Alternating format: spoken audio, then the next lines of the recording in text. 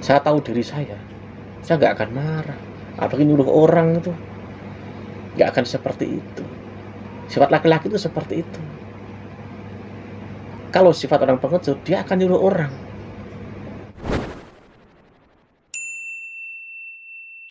Assalamualaikum, selamat siang. Ini saya lagi menonton film Oasis.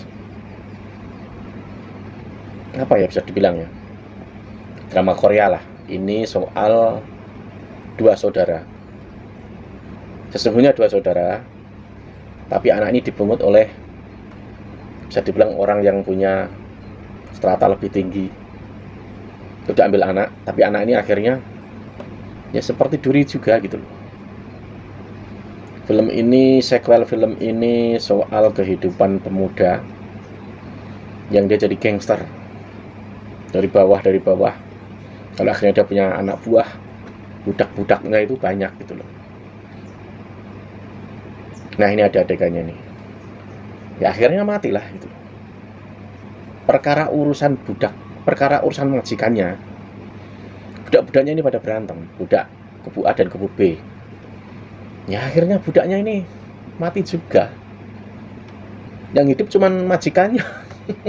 Kok mau gitu loh, budaknya ini disuruh maju. Padahal yang punya masalah ini, keinginan ini, cita-cita ini, agenda tertentu ini majikannya.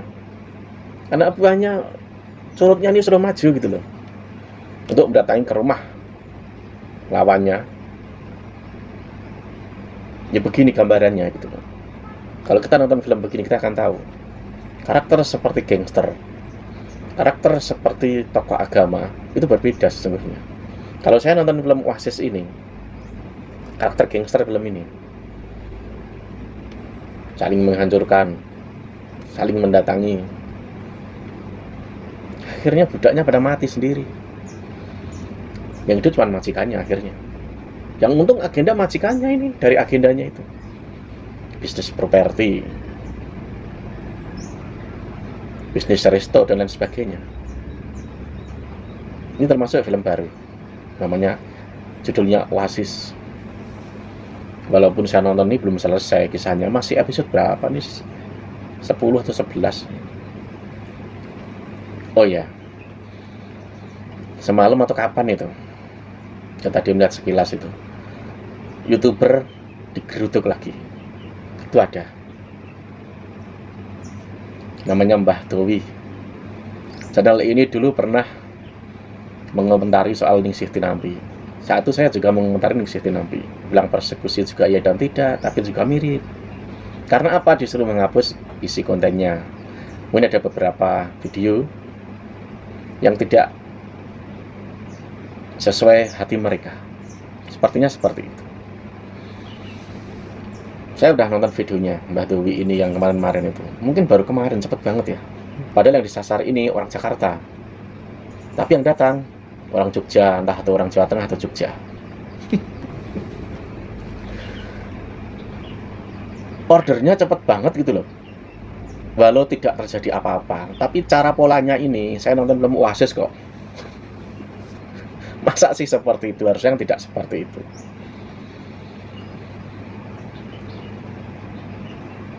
Padahal videonya Mbah Dowi ini saya tonton kemarin itu bagus loh. Bagus. Bisa dibilang mematahkan cara berpikir yang biasalah, sok pakai dalil agama. Kalau dari ilmunya ini jelas tinggi Mbah Dowi. Jelas tinggi Mbah Dowi. Cuman memang ada beberapa hal kata Mbah Dowi itu kebablasan tuh ada. Tapi dia begitu, idenya dari mana ya? Dia berkata seperti itu. Atau meniru orang yang dikritisi itu loh. Atau ide keluar dari mulutnya sendiri. Pokoknya nggak dari mana lah, dari otaknya sendiri murni, atau dari kehidupannya. Misalkan dia marah sama seseorang, A, B, C, D. Kemungkinan itu bisa saja. Di dalam videonya Mbah Dowi itu, hujahnya itu kuat. Yang benar itu seperti itu. Oknum yang bertamu ke Mbah Dowi malam hari bertamu, bayangin saja. Malam hari. Aduh, kurang kerjaan apa ya. Tapi kalau saya melihat isi kontennya Mbah Dowi itu, Ini orang mumpuni keilmuannya. Bahkan yang datang itu saya yakin itu pemahamannya itu bisa saja jauh di bawahnya Mbah Dowi. Tapi karena ada satu hal, mungkin kata-kata Mbah Dowi yang kebelablasan, makanya terjadi seperti itu. Kalau saya ngelihat film Oasis tadi itu, lalu saya berpikir gitu, kok mau mereka itu datang gitu loh. Padahal kalau malam hari ya, namanya di kampung itu kadang kan masih banyak hantu. Kalau taruhan seorang laki-laki itu, ya kamu ke sana deh, ke kuburan atau kemana, atau ke tempat-tempat yang angker. Itu 1 orang, 2 orang, paling tidak 1 orang saja. Itu kalau disebut laki-laki itu ya seperti itu, gentle. Kalau masuk ke desa gelap-gelapan malam hari, beramai-ramai. Kalau zaman kecil saya dulu itu main ke tempat-tempat yang agak rawan, tidak penakut gitu loh, karena banyak orang. Kalau berani itu ya 1 orang atau minimal 2 orang. Ini beramai-ramai. Harusnya nggak terjadi seperti itu harusnya. Kemana sih polisi? Kemana? Kalau terjadi seperti itu berulang-ulang, harusnya yang dipertanyakan tuh aparat keamanan. Ketegasannya gimana? Nah, yang lucu, tapi ini termasuk kemajuan, karena mereka datang membawa polisi. Repotnya jika ada yang teriak-teriak, misalnya ada rampok. Di daerah sini ada kejadian, ya habis gitu loh. Padahal juga tidak rampok saat itu. Yang dikhawatirkan tuh itu, yang nggak habis di dalam pikiran saya, yang nggak habis pikir itu. Kemana toh para gus, para kiai yang punya ponpes besar, yang santrinya itu di atas 10.000.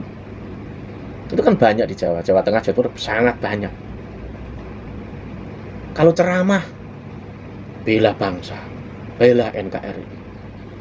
Presiden juga sama, bela bangsa, bela NKRI.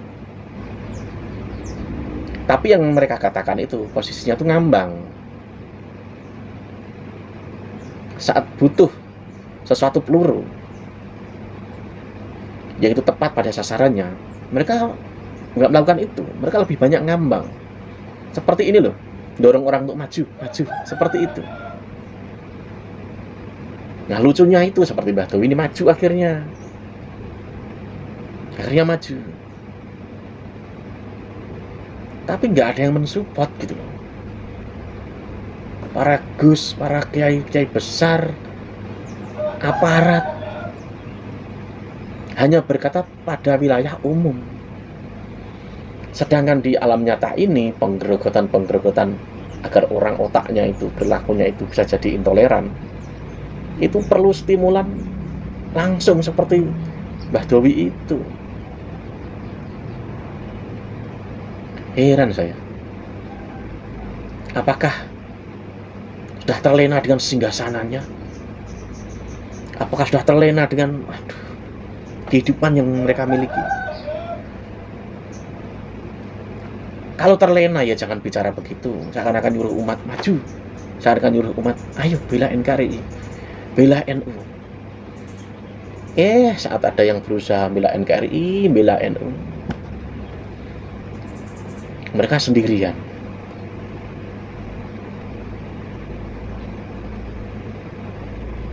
Mana coba? Saat ada di sebelah sana itu memaki orang, bayangin aja itu di media ditonton orang banyak, bayangin saja gitu.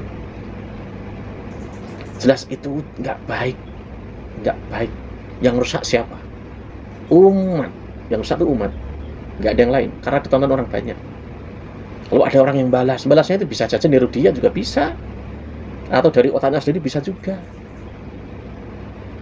Digeruduk lalu. Padahal kadang teriak keadilan. Sedangkan yang dilakukan itu tidak adil. Adil dari mananya? Misalkan lidah saya ini, saya ngatain orang itu bangsat misalkan. Lalu ada orang lain bangsatin saya. Kalau saya itu tahu keadilan, saya tahu diri saya nggak akan marah, nggak akan seperti itu. Sifat laki-laki itu seperti itu. Ada, itu terjadi di kehidupan nyata ini, ada juga di kehidupan anak muda di daerah sini juga dulu ada. Dia nggak suka dengan si A, si B, akhirnya nyuruh orang. Kalau sifat orang pengecut, dia akan nyuruh orang. Karena akhirnya keterlaluan, akhirnya apa? Dilawan. Ya, habis dia. Karena apa? Orang ini merasakan tidak adil. Dia akan seperti apa? Seperti bara api. Api dalam sekam. Akhirnya kejadian juga. Nah, temuin deh, datangin deh. Itu terjadi di kehidupan alam nyata. Saya tahu orangnya. Di daerah sini ada. Akhirnya malu kan. Udahlah, nggak usah begitu caranya. Nanti kalau api dalam sekam ini jadi, itu sebenarnya nggak diharapkan orang banyak, nggak harus. Tapi yang saya heran, para Gus, para tokoh politik, bahkan pihak kepolisian selalu berkata di media, seringlah bela bangsa, bela NKRI, tapi dengan cara normatif. Sedangkan yang dilawan itu caranya tidak normatif. Cara yang tidak normatif itu ternyata apa? Banyak disuka orang malah. Dengan saat ada orang berbicara secara normatif itu, mengajak rakyat, mengajak santri, mengajak orang umum, berusaha mungkin agak tidak normatif juga agar bisa menarik umpan. Gak ada yang belain. Yang jelas sebagai pelaku medsos YouTube dalam sisi hal geopolitik, bela negara, bela NKRI, bela NU, banyak yang kecewa.